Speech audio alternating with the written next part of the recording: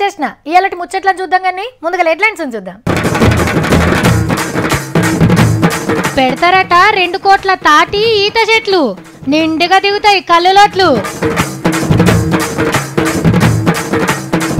హోటళ్లకు తగ్గియాలన్నట్ట tax, మీరు service ఛార్జీలు బంద్ చేస్తే థ్యాంక్స్.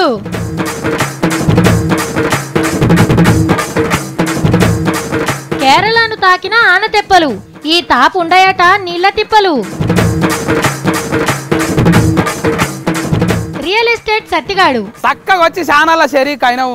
గా గోల్కొండ కోట రాపించుకుంటే ఏమైతుండే? కోటలు ఉండేదానివి, టీవీలు ఉన్నావు, కోరదమాకు రాను. ఇప్పుడు కొన్ని విప్లవాల గురించి చెప్పుకుందాం. హరిత విప్లవం అంటే పంటలు ఎక్కువ పండించుడు, నీలి విప్లవం అంటే చేపలు పెంచుడు, శ్వేత విప్లవం అంటే పాలకు సంబంధించింది, నలుపు విప్లవం అంటే పెట్రోల్కి సంబంధించింది, ఇక ఎరుపు విప్లవం అంటే ఎర్రజెండా పార్టీలది, అది ఎప్పటికీ నడుస్తూనే ఉంటుంది. ఇక పింక్ విప్లవం అంటే ఏంది, గులాబీ పార్టీలు పార్టీని గట్టిగా చేసుకున్నాడా? కాదు, సూది మందులు గోళీలకు సంబంధించింది. అన్ని విప్లవాలకు పితామహులు ఉంటారు, అంటే ఆ పనిని సురువు చేసి కష్టపడి విజయం సాధించేటోళ్ళు. సేమ్ ఇట్లనే ఇప్పుడు తెలంగాణలో తాళ్ళ విప్లవం, ఈదుల విప్లవం రాబోతున్నది. దానికి ఈసారిని పితామహుని చేయాలని కళ్ళంటే కాయ చేసేటోళ్ళ డిమాండు. పనిమంతుడంటే మంత్రి పద్మారావు సారే. ముందు జాగ్రత్తలా ముందు సూపలా శానా ముంగటుంటాడు. ఆనలు వాడంగానే వ్యవసాయం నడిచినంత జోరుగా తాడి చెట్లు ఈత చెట్లు పెట్టే కార్యానికి ఇప్పటి సందే ప్లాన్లేస్తున్నాడు.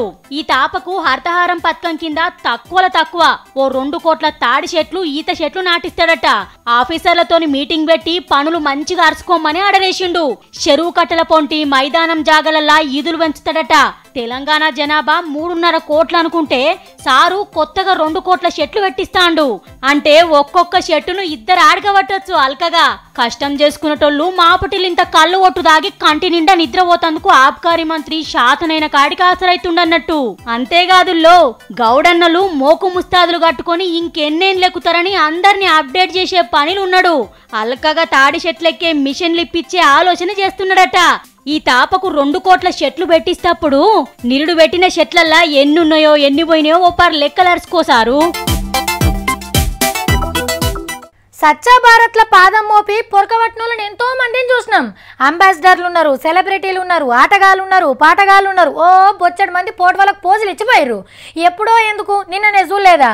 గుజరాత్ రాష్ట్రంలో సచ్చా భారత్ పేరు మీద అందమైన రోడ్ని ఎంత అధ్వానంగా చేసిండ్రో.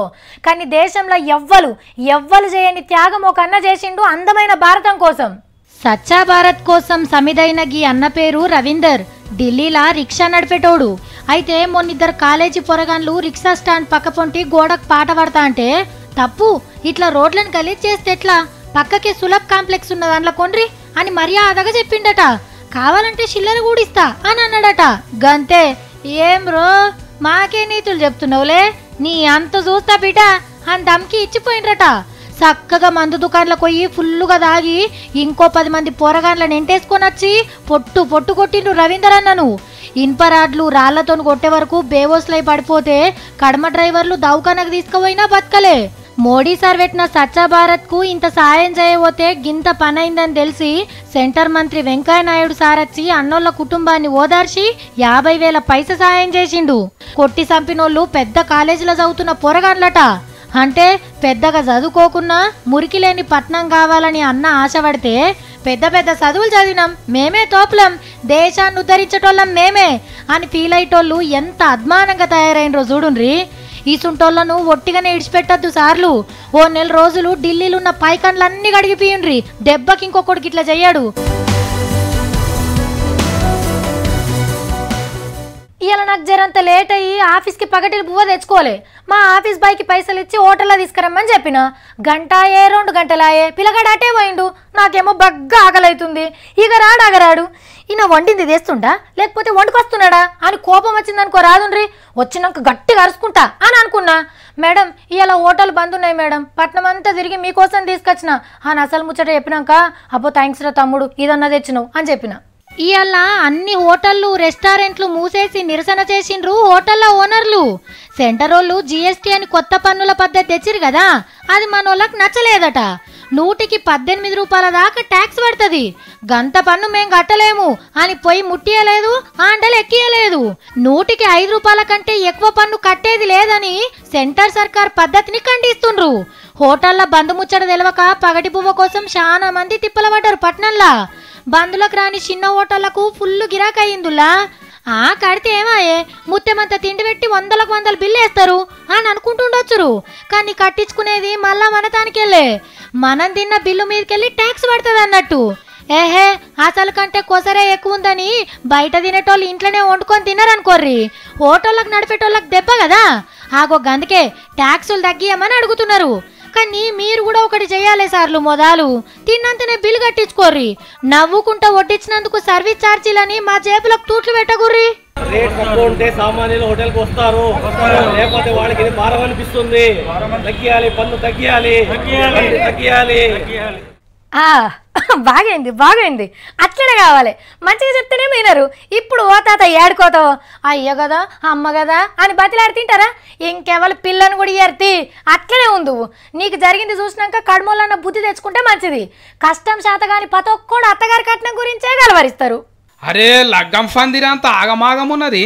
బడి బాసన్లు, బీరువా, కూలరు, మిస్కి ఎక్కడివి అక్కడ చిల్లెం ఫల్లెం పడేసి ఉన్నాయి. ఆయనత లగ్గం ఆగిపోయిందా ఏంది అనుకుంటున్నారా? లగ్గం అయ్యింది కానీ పిల్ల అత్తగారింటికి పోలే, పిల్లగాడు పోయిండు పోలీస్ అత్తగారింటికి. ఏం లేదు, ఛత్తీస్గఢ్ రాష్ట్రంలో మనోనికి గీ అక్కకు ఫెన్లీ అయింది. ఒప్పుకున్న కాడికి ఫెట్టు పోతలు అన్ని ముట్ట చెప్పిండ్రు. పుస్తే కట్టినాక ఫెన్లీ పిల్లగాని దమాకలు ఏం పురుగు తిరిగి ఫాడయిందో. మెడల ఇంకో గొలుసు, ఇంట్లోకి ఫిర్జు పెట్టాలంట అని అలిగి కూర్చున్నాడు అయ్యగాడు. అడిగినవి పెడితే పిల్లని తీసుకపోతా లేకుంటే ఇడిచిపెట్టిపోతా అంట అని జిజ్జు చేసిండు. మా అయ్యగాని నాయనా నీ కాలు మొక్తాం, మళ్ళీ తాపకు పెడతాం తీబిడా అని అత్తమామ బామ్మర్దులు బతిమలాన్న కూడా ఫోరడు సూరు దిగలేడు. చూసింది ఇడు లగ్గం తెల్లారే కట్నం అంట అని అడుగుతున్నాడు. ఇక రేపటి పరిస్థితి ఎట్లుంటుందో అంట అని పూస్తే తీసి మోకం మీద కొట్టి పోలీసులకు ఫోన్ చేసింది. ఇంకేమున్నదిగా, పిల్లగాన్ని అత్తగారింటికి దొలకపోయినరు పోలీసు మామలు. కానీ అక్కకు గీ ముచ్చట తెలియనట్టున్నది. మొన్నొకడు ఫెన్లి ఫంది ఇట్లా కూర్చొని కట్నం అంట అని ఏడుస్తుంటే గుండు కొట్టిపిచ్చి సున్నం బోటు పెట్టి మైలఫోలు తీసి ఊరేగిచ్చిర్రు. చూస్తున్నారు కదా, రోజులు వెనకట్లెక్క లేవు. పూస్తే కట్టిండ్రు కదా అంట అని పడి ఉంటేందుకు. అదేందో ఏమో, వాతావరణ శాఖలు ఏది చెప్పినా దానికి రివర్స్గానే జరుగుతుంది. చాలా మాటల ఇవాళ ఆన పడుతుంది అని చెప్తే ఎండనేమో దంచి ఇడిచి పెడుతుంది. ఇవాళ మాడవలిగే ఎండలు కొడతాయి అని చెప్తే ఆ రోజే ఆన సరిచి ఇడిచి పెడుతుంది. వాళ్ళు మాత్రం ఏం చేస్తారు, మోగుల మీద ఏం జరుగుతున్నది అనిపిస్తే గదే మనకు చెప్తారు. కానీ అప్పుడప్పుడు వాళ్ళు చెప్పినట్టే జరుగుతుంటాయి. ఓ నెల రోజుల సంది పలానా నాడు పలానా జరుగుతుందని చెప్పిర్రు, చెప్పినట్టుగానే ఇలా జరిగింది. అదేంటంటే ఇక డౌట్ ఏం లేదు, ఈ తాపకు ఆనలు జోరేపో. నైరుతి ఋతుపవనాలు గవెనుల నీళ్ల తెప్పలు కేరళ రాష్ట్రం దాకా వచ్చినాయి. వచ్చుడొచ్చుడే ఓ డల్ల ఆనవడే వరకు వాతావరణం మొత్తం చల్లబడ్డది. రేపటి కాంచెల్లి సంపుతాయట. అక్కడ వాళ్ళని ఖుషి చేసి మెల్లమెల్లగా మన తెలంగాణ తిక్కొస్తాయి ఆనమప్పులు. పతేడు ఇట్లనే జరుగుతుంది. ఆడికెళ్ళి ఈడికి వచ్చే వరకు 6-10 రోజులు పట్టొచ్చినట. అన్ని టైంకే జరుగుతున్నాయి కాబట్టి ఈ ఏడు ఆనకాలం మంచిగానే అయ్యేటట్టుంది. పంటలు కూడా మంచిగానే పండుతాయి. ఇక రైతన్నలు ఇప్పటి సందే ఎద్దు వ్యవసాయం సాయి చేసి పెట్టుకోర్రి, సావుకార్తాన్ని అప్పటికి పెట్టుకోర్రి. అదనల ఇత్తనాలు వేస్తేనే పంట మంచిగా వస్తుంది, పురుగు గిరువు ఎక్కువ తలగది. అట్లనే ఈ తాపకు షెర్లల్లో ఇంకిన్ని ఎక్కువ చేపలు పోసుకోవచ్చు. ఇక గివి ఇయాలటి వాతావరణం ముచ్చట్లు.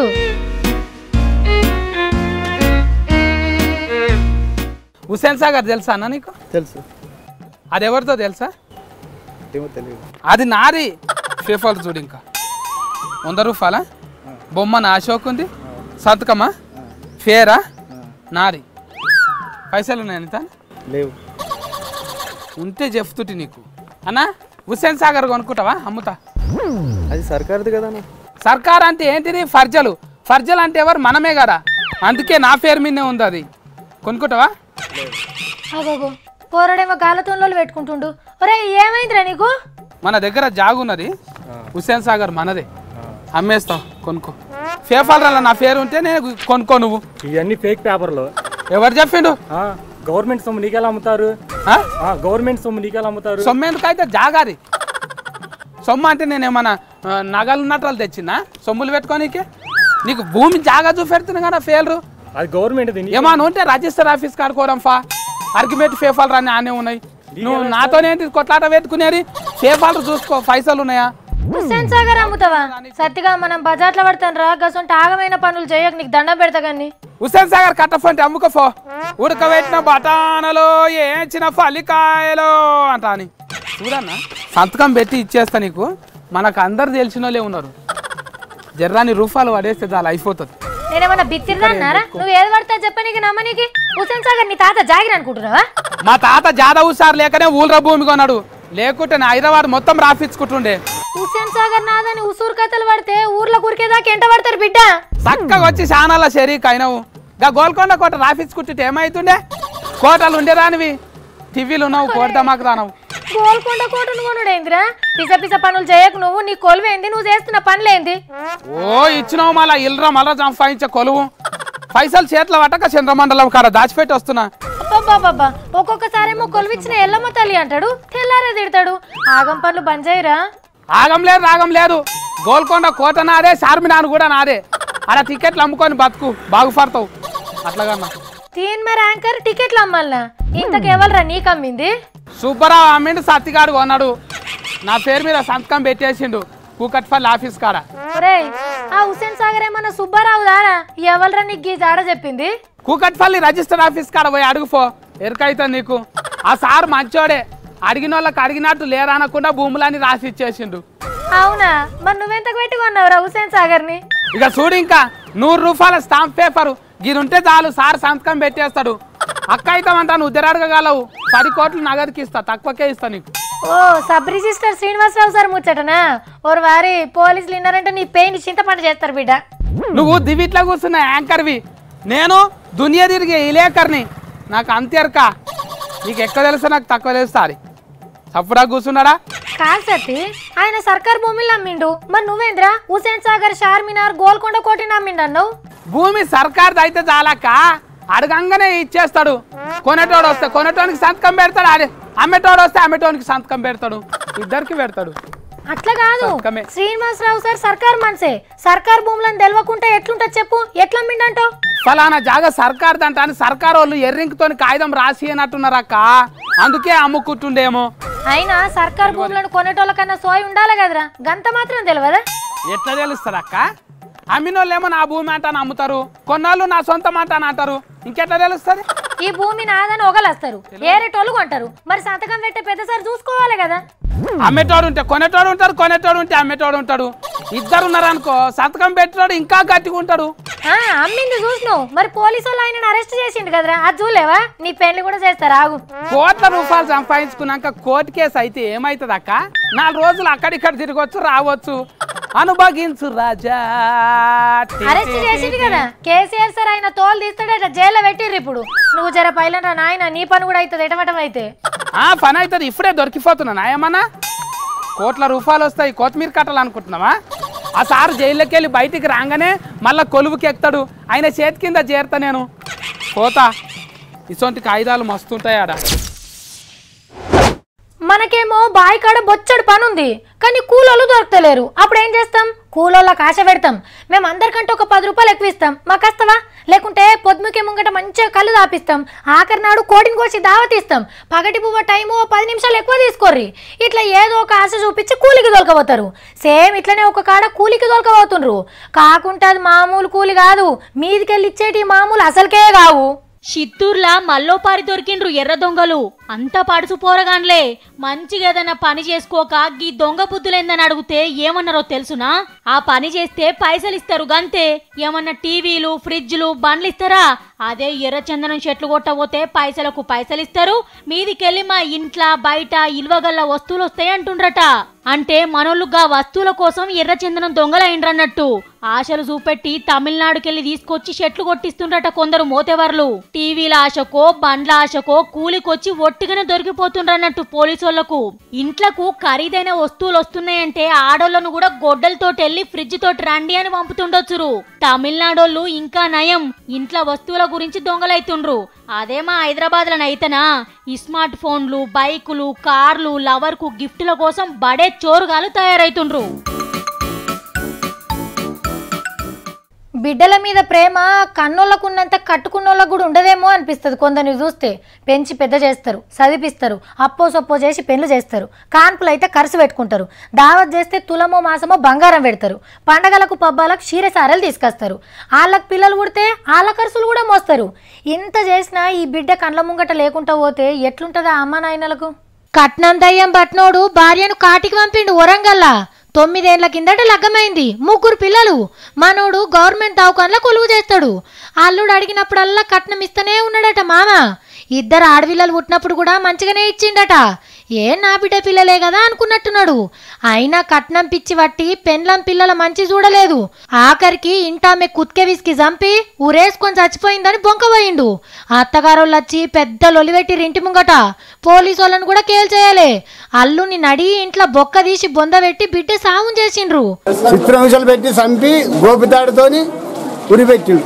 పోలీసోళ్ళు పెద్ద ఆఫీసర్లు వచ్చి పిల్లలకు న్యాయం చేస్తామని మాటిచ్చినాక గప్పుడు ఆడికెళ్ళి జరిగితే మళ్ళా బొందదవ్వి పీనుగుని తీసుకుపోయి బొందల గడ్డల సాగు చేసిండ్రు. కట్నం కోసం భార్యను చంపినోనికి ఏం శిక్ష పడుతుందో గాని ఉత్తమ తండ్రి అనిపించుకుండు గీన. బిడ్డకు పెళ్లి చేసేందుకు కష్టపడ్డాడు. ఆ బిడ్డలు మంచిగా బతకాలని కూడా దండలాడిండ్రు. తండ్రి మనసు అంటే అట్లుంటది.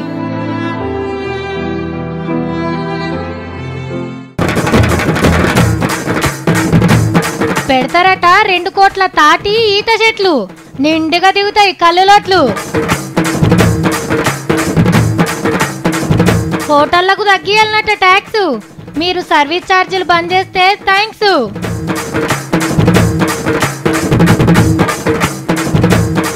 కేరళను తాకిన ఆనతెప్పలు, ఈ తాపు ఉండయట నీళ్ల తిప్పలు. రియల్ ఎస్టేట్ సత్తిగాడు చక్కగా వచ్చి శానాల షరీక్ అయినావు. గా గోల్కొండ కోట రాఫీస్ కుట్టితే ఏమైతుండే? కోటలు ఉండేరానివి, టీవీలు ఉన్నావు, కోట దమాకు రాను.